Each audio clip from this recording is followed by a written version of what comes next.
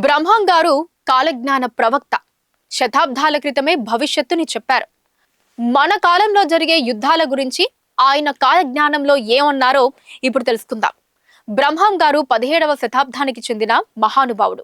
కాళేశ్వరం, కుందనపల్లి, బ్రహ్మగిరి వంటి ప్రాంతాల్లో ఆయన కాలజ్ఞానం గురించి ఎన్నో గ్రంథాలు రచించారు.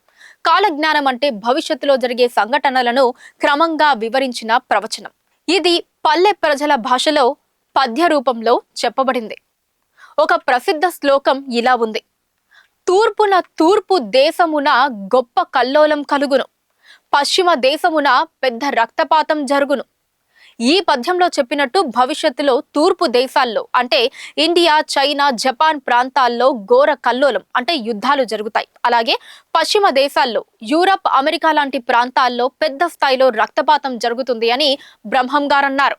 బ్రహ్మం గారు పేర్కొన్న ప్రకారం 2020 తర్వాత కొన్ని యుద్ధ సూచనలు కనిపిస్తాయని చెప్పారు.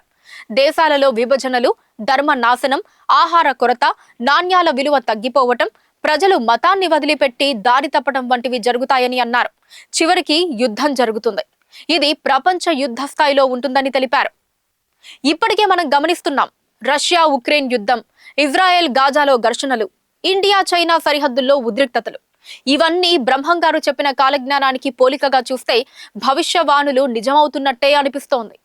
బ్రహ్మం గారు చెప్పినట్లు ఒకరినొకరు చంపుకుంటారు, రాజులు రక్త స్నానములు చేస్తారు, చివరికి ఒక దేవుడు వస్తాడు, ధర్మాన్ని స్థాపిస్తాడు. అంటే ఈ యుద్ధం తర్వాతే మంచి కాలం వస్తుంది.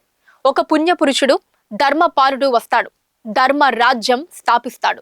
బ్రహ్మం గారి కాలజ్ఞానం మనల్ని భయపెట్టడానికి కాకుండా మేలుకొలిపేందుకు ఉంది.